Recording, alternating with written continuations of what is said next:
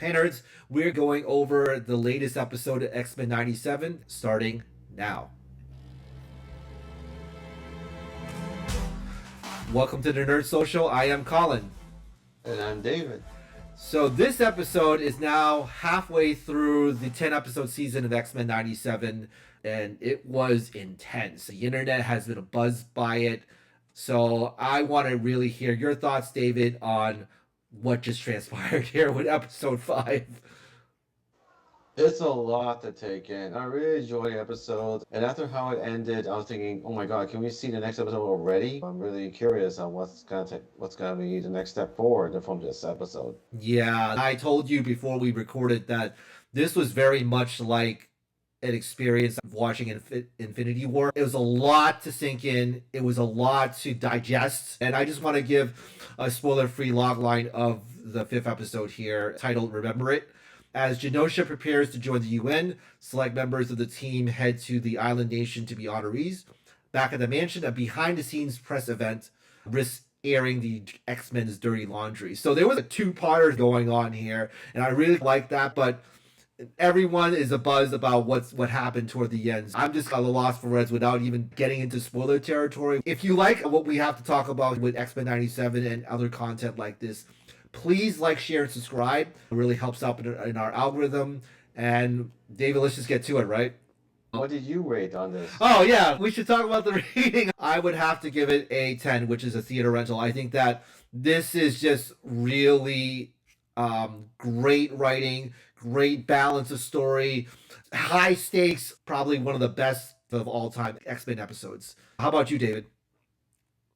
I give it a 10 as well. I wish I watched it in the movie theater, that's for sure. Yeah, definitely. All right, spoilers ahead. This first scene that we have is the continuation of the drama between Jean and Cyclops. And so we have this news reporter coming in to interview a lot of the different X-Men. So a prominent one was Beast, and then they had one with Jubilee.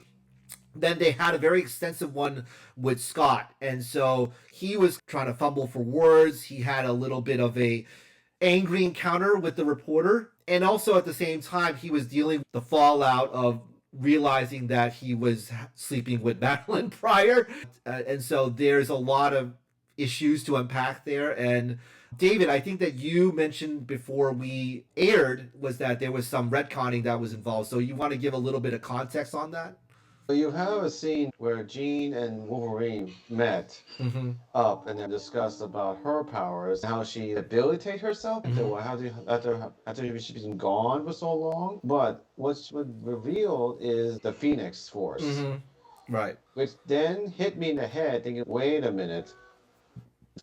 If she was kidnapped after the Phoenix Saga, that means that she was kidnapped during the season 4 episode Beyond Good and Evil, when Scott and Jean Grey Prime were married successfully for the second time. Only Jean Grey was kidnapped by Sinister and the Nasty Boys. They were ordered by Apocalypse to get the strongest psychics in the world and everything to abilitate his powers. But the thing is that Mr. Sinister must have gave the clone to Apocalypse instead of real Jean Grey. That's probably the retcon right there instead of what I thought it was supposed to be till death do us part in the season 2 of the original series. Right. So, yeah, so I think that there definitely was some changing of the episodes there. And it really helped streamline a little bit of things here and there, but we'll see how that transpires as we move along. And so while that is happening, we see that Magneto, Rogue, and Gambit are going to Genosha because Genosha is being accepted to be part of the United Nations. So there's a lot of ambiance and a lot of celebration of that event happening. And it seems as though there's definitely some culmination of Xavier's dream of a better world. And so when we get to Genosha, we see Nightcrawler reunited with Rogue and Gambit. And we only saw Nightcrawler in a couple of episodes in the original series. So it was nice to see him back in his transporting nature. It's very interesting to see all of those interactions that he had with the X-Men. Especially since that Nightcrawler was revealed back in the original series that he is like Rogue's step brother. Because Kurt Wagner, aka Nightcrawler, is Mystique's biological son. Right. And then years later, after she gave him up to adoption, Mystique adopted Rogue. Right. Exactly. And so this is what you mentioned, David, about the interaction between Logan and Jean Grey, a vulnerable moment that she was in, and Logan was just there at that time. And then there was some visualization. Jean saw that Scott was kissing Madeline and having these psychic interactions with her at the time when he was also very vulnerable. I think honestly, they weren't even in communication right now. They were feeling out each other, but then not communicating, having awkward moments here and there. I just felt like they needed to sit down and talk and just go to therapy, but they just let this spin out of control. It was weird. They just let that happen. And what do you think about this, David? Like I said before in the last episode, that it's hard to move forward. Jean was gone for a long time. I think what's frustrating to Jean is that Scott did not realize it's the wrong one. Mm-hmm. The thing is, Jean doesn't know how to talk about it. Same as Scott, because he's, oh my God, what have I done? Like, I cheated on her, and I feel like I don't love her enough to know that's the real her. And in that moment when she kissed Logan, she realized how much she meant to Logan.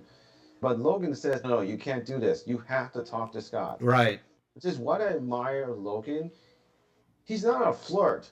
Mm-hmm. When you really love someone, he head over heels for someone. That's him. But when he kissed her, he did the right thing, saying, no, this is not right. You have to talk to him. It's not their fault that it this rift between them two. Mm-hmm. But they make it worse by not talking about it at all. Right. Sometimes, I think I remember before that Charles Xavier would have them talk to each other. Exactly. But the thing is that he's not there, so Mm-hmm. it has to do on his own. Yeah. So. And I like the interplay that they were talking to each other, but they were cutting the scenes between each other. And that was very good. That was actually very good storytelling in a lot of ways. And of course, I agree with you, David, that Logan, very admirable what he did, and say that, look, I do really love you, but this is not my place. Going back to Genosha, there were a lot of cameos. One of the cameos is with Sebastian Shaw and Emma Frost from the Hellfire Club. And we saw them last with the Dark Phoenix saga, defeated by the X-Men. And this is where they were convening as a council. I think Madeline Pryor is on that council, so is Banshee. So is Moira McTaggart is on the council as being a non-mutant. And so they were convening to install Magneto as this ambassador or leader of Genosha. There was a lot of positive sentiment for Magneto to be their leader. And so Magneto at this point said, oh, I can be the leader, but on one condition. We end up finding out that the condition is Rogue has to be his queen. And you can see here, this is the re-interaction between them two. And you saw that there were some sparks in the early episodes. And Rogue here was not ready for it. She was saying to him, you have your emotional baggage, I have my emotional baggage. We're not in sync at all. Even though you're very charming and very charismatic, it's not happening. But David, how did you sense this moment between these two? We do know there's a love triangle between Rogue, Magneto, and Gambit. Mm-hmm. But she's struggling what to do with it. Rogue would like to be a leader, but not like this. She hates being the shoe because of her upbringing. Despite that, he's the only one she'll be able to touch. That's the big thing for her. So which is related to Gambit. Rogue and Gambit have this moment where they're trying to understand what is there between them. Rogue needs to talk to him because the conversation she had with Magneto, it causes her to really spit out the truth finally. Because I think she's realizing that she loves Remy, that we know. Mm-hmm. But she has to be honest with him. Remy suspected, but he wanted to wait for Rogue to say out to him mm-hmm. before he does anything. And then he did something that I did not expect him to do. I thought he would be pissed, but he said that... Let's just be friends, pretty much. Let's just be friends, and I'll support you whatever you decide. Yeah. I found that to be very interesting. Another stand-up guy, like, okay, if the person that you're pursuing is not interested, okay, move on. So, yeah. Because Gambit is, unlike Logan, he is a flirt. Right. But he dropped his flirt act because he really fell in love with Rogue throughout the original series. Right. And we thought in this series that their relationship will come to fruition right now. Because in the comic books, they did get married. And so we ended up seeing Rogue made her decision, and there was a night ball that was happening. Rogue all decked out here, beautiful dress and all. And we see here that Magneto and her have this tender moment, but then she realized that, yeah, this is nice, and I still love Gambit though. And it was so much of a 180 for her.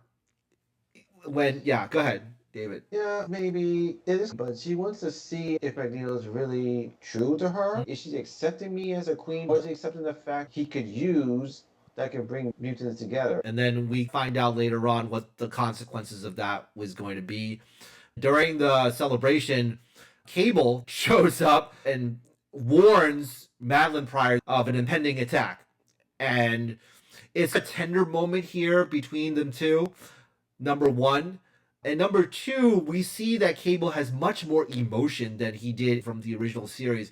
He was much colder. And this one, he's, what have I done? And then he disappears. And then we ended up finding out that there was a Master Bolt that somehow came to Genosha and was attacking a lot of the mutants. Many have already died because of this.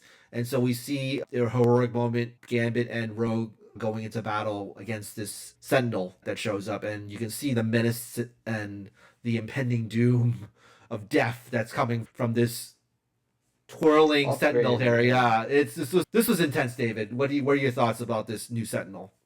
I was thinking, where does Master Mold come from? Because they fought another Master Mold earlier in the series. Is this one from the future? Hence, Cable showed up? Yeah. Maybe? Yeah. Because maybe we'll find out next episode of how this Master Mold came to be. It could be from the future, or it could be hiding somewhere, which I doubt, because from looking how he deployed the other Sentinels, there's no way it could be on that timeline. So it could be from the future. Yeah. Like a huge upgrade. Even someone's called it a Godzilla-looking Sentinel. Right. So, And also, a lot of this stuff after this scene was very Japanese anime. I was like, geez, are they really copying anime here? Like, even the I-beams just killing people is like very anime. with X-Men, they don't put too much gore into this. Yes. I mean, with Mr. Sinister, they did put some gore in there. Not a lot, but because the original series It's for kids. But anyway, just like anime, they don't show a lot of gore unless they're doing the X-Men as a maturized story. So right, they but yeah. definitely upped the maturity level here. It was a lot of blood in this iteration. And you can see here Nightcrawler is basically saving Rogue and Magneto from death. And we find out that Nightcrawler was just hurt, not dead from Gambit. And it seemed as though he was dead. So He was knocked out. yeah, he was just knocked out. You can see here that Magneto's protecting Leech, one of the Morlocks. We see that a lot of the Morlocks are dead, and this is the final countdown for Magneto, protecting Leech and a lot of the other people from dying, and also removing Rogue and Gambit away from him, covering them up in a metal cocoon. And we find out that the Sentinel then says Omega level mutant eliminated, and you're like, what's going on? It was intense. And this is not even the most intense part of it either. This scene just shocked the heck out of me, where Gambit gets stabbed, and then he uses his kinetic powers to destroy Master Mold. David, how did you feel about this scene here? First of all, I give credit to the writers for making this move. Because I'm like thinking, how the hell does Gambit to destroy this Master Mold? And then by sacrificing himself and put his all his kinetic energy, it's like amazing. And not to mention very noble of Gambit. Because Rogue was supposed to put a hard thrust punch at the Master Mold. But Gambit knows that she has no chance. So that's why he knocked her out and tried to do it himself. Because knowing Gambit, he's a card player. He always thinks at least 3 to 5 moves ahead. And then this one, his mind saying that, okay, I may be dead, but you still got into my trap. Then, boom. So it's really badass. And then finally, we see near the ending, basically Rogue clutching Gambit here. Heartbreaking. I see everything online. It says heartbreaking, and it is just awful. Just awful. Yes, especially when Rogue confessed to Gambit of her relationship with Magneto. She said that the one thing that she wanted to do with Remy so much is to touch and feel him. Yeah. She said to him, I can feel your love for me, but I can't really feel you. And then she said again that she died, said, I can't feel you. Mm-hmm. As in, she did feel it now. Yeah. With but it's too late. Yeah, So exactly. And also, the title Remember It is from Gambit. Gambit says the name's Gambit, remember it. That's where it comes from. Callback from the original series. And yeah, this also reminds me of Death of Superman. like a And nod or something like that. yeah, yeah. So it doesn't lessen the impact of it. It's still very guttural and hits you in the stomach. And then it brings up so many questions. Are they really dead? Do you think that they're really dead, David? Because I think that there's some finality to them. Magneto, maybe not, but Gambit probably is dead for all intents and purposes here. And I'm sure a lot of people are making a theory that when they were zapped by the Sentinels, they thought they were transported to another one. But I'm sorry, everyone, for all the viewers there. If you've seen the movies, if you've seen the original one, they either captured or killed. Mm-hmm. So if they were captured, they would have those mutant power dampeners on their necks. Right. But if they killed, they're killed. So I don't know. I'm just really like, how is this gonna happen though? Mm-hmm. Because it was revealed that we're gonna have a season 2 of this X-Men series. Yep. I'm really curious what the writer's gonna do, like how they're gonna move forward from there. I wish that they put all the episodes on at once, but at the same time, we just want to process each one though, because it's a Mm-hmm. lot. I think this So is going to be rewatched, and I think that this has got to be processed again because this is some of those seminal moment type of X-Men that just sticks in your crawl like forever. In a lot of ways, just like the Phoenix Saga did for me when I was younger, and also several other episodes of X-Men that I remember very fondly. This is going to be up there. The emotional impact is just so deep. I haven't felt this way since Infinity War when Thanos snapped them away. And you could hear the gasp in the theaters of Spider-Man going away, Black Panther going away. It was just a lot to deal with. And I just still in shock right now. And I'm in a state of mourning in a lot of ways. Even though they're not my favorite characters, you can still feel it. Yeah. at least they didn't kill Nightcrawler, because that's one of my favorite characters. I was like thinking, Yeah. please don't kill Nightcrawler, please don't kill Nightcrawler. Yeah. And then when they killed Gambit, I was like, okay, I'm pissed already, but I'm curious what's gonna happen next. And then it led me to one question though, because last episode was Life Death Part 1. Yep. And next week episode is Life Death Part Part 2. 2. Yep. So I'm thinking, what happened with Storm, which we'll find out next week, did it happen during the same time as the attack on Genosha? And she finds out if she made it through, find the adversary, would she find out the news that Genosha was attacked? And then she probably be like, who knows? Maybe if she got her powers back or not, maybe she would go back to the X Mansion and help with her friends and figure out what the heck's going on. And I think that Storm would feel a much bigger guilt that she left, because Storm is a very caring person. She's like a second mother to almost all the X-Men. Knowing her personality, she would say, if I didn't leave, none of this would have happened. Also, I think that Storm's going to feel it because remember back in season 1, Gambit saved her from the prison I think That's Muir true. Island. Yeah, That's so true. she's Yes. going to feel it. And you didn't know where Gambit was at that time. And then he did a very heroic thing during that episode. So, yeah, a downer. But any final thoughts before we wrap up here on episode 5? No? All right. So sorry to leave it on a downer, but that's how it ended. And so hopefully next week there'll be something more encouraging and pick up the pieces from this episode. But we would like to hear from you about what you thought of X-Men 97 episode 5. Please like, share, subscribe, comment down below, and we will see you in the next video. All right, talk to you soon.